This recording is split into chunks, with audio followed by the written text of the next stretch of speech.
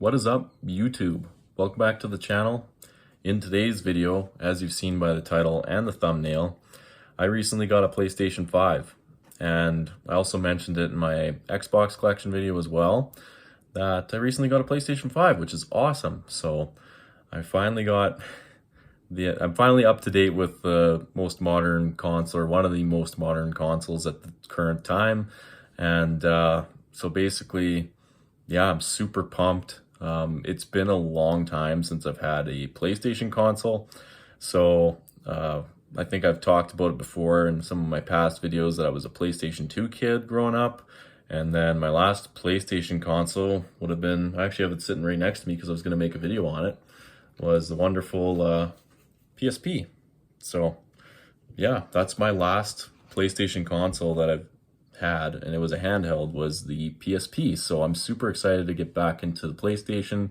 I just feel like currently right now, at least for my own taste with gaming and everything, I feel like the PlayStation hits a lot more of my boxes than the Xbox does, at least with their exclusives. So that's why I went with the PlayStation.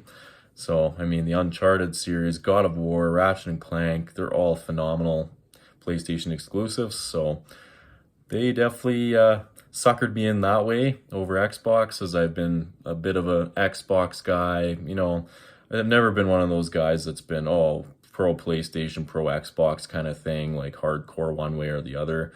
I just had a 360 growing up, and then also bought an Xbox One, about 10 years ago. So it's been 10 years since I've had a brand new modern console other than the Switch, but like a home console, I guess I would call it. Because the Switch, I don't know, I kind of play it, it's a hybrid console. I wouldn't really call it a straight home console. So it's been a long time since I've had a new home console. So anyways, let's get into the video. I'm going to go over the awesome games that I've got so far. I've got a little collection going on already. So let's get into it. Now here's my little stack of PlayStation games I already got. A good mix of PS4 and PS5 games, as the PS4 games do work on the PS5, which is awesome because, like I said, I had an Xbox, I still have my Xbox One and then 360 as well, so I didn't get to play a lot of the PlayStation exclusives for the PS4. So now that I have a PS5, I'm getting to dabble into those a little bit. So let's get started with all these games here, starting off with the Uncharted Nathan Drake collection. So it includes Drake's Fortune, Among Thieves, Drake's Deception, and yeah, super excited to play this game. I haven't played any of the Uncharted series at all. I've only heard really, really good things, and I used to love Jak and Daxter back in the day. And so Naughty Dog was the developer of the Jak and Daxter games back in the day. So I have high expectations for this game. Super excited to dive into it. Only $20 for this one because it is the PlayStation Hits version. So I mean, I'm definitely saving quite a bit of money by getting into the PlayStation a little bit later. I know some collectors hate the red label PlayStation Hits, or Greatest Hits as they used to be called back in the PS2 days. Lots of collectors hate the red label kind of thing, but it is what it is. There's pros and cons. You get a red label to know that you got into the games a little bit later, but super cheap. So that is the Uncharted Nathan Drake collection. Can't wait to get into it. Super excited to play this game. Now next, so this one I got a really good deal on. SpiderMan Miles Morales Ultimate Edition. So it comes with SpiderMan Remastered. So the PS4 SpiderMan, the very first SpiderMan game on the PS4 of this new, I guess, trilogy you could call it, came in this as a digital download code. So of course there's the download code that I already used, and then there's the disc for Miles Morales version. But as you can see, so I got a really, really good deal on this game. It was for $70. Regular was $90. Of course, that's Canadian, so games are probably a little bit more expensive than they would be in the States or other countries. But as you can see right here, the code expired on January 1st. It expired on this New Year, on the New Year's Day of 2024. So that's why the game was on sale. So I got this game for $20 off of what it would have normally been So it's awesome. I've been playing a lot of Spider-Man Remastered so far. I'm about a third of the way through the game. Absolutely loving it. So awesome to play that game. I mean, it's just a phenomenal game. Definitely excited to record some footage and try and make a video on it, so you guys can look forward to that in the future. So that is Spider-Man Miles Morales, the Ultimate Edition with the first game included. Now next, we have Spider-Man 2, the Launch Edition. I actually got this game for Christmas, which is pretty awesome. So it includes a pre-order bonus, I guess, in there and everything.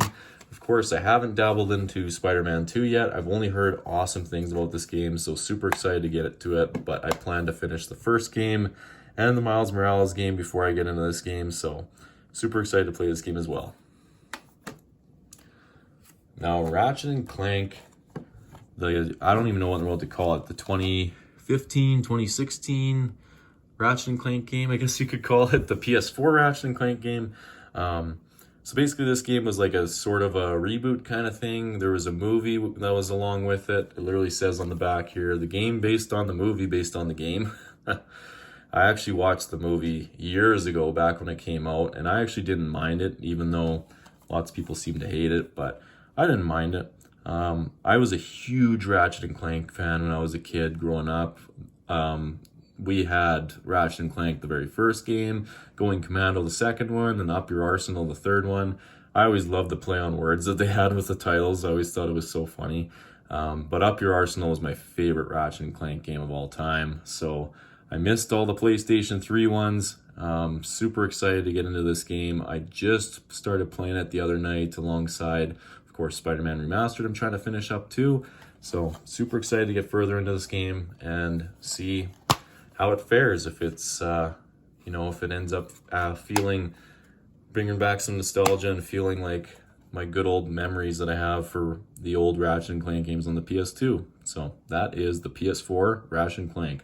Also, this game was a super good deal as well. Only 15 bucks is what I got it for brand new. So, super good deal on this game as well. Now next, we have Ratchet and Clank Rift Apart for the PS5. Super excited to get into this game too. I want to beat Ratchet and Clank, the PS4 one, first before I dabble into this game. This was probably the game I wanted the most when I got my PlayStation 5 was Rift Apart.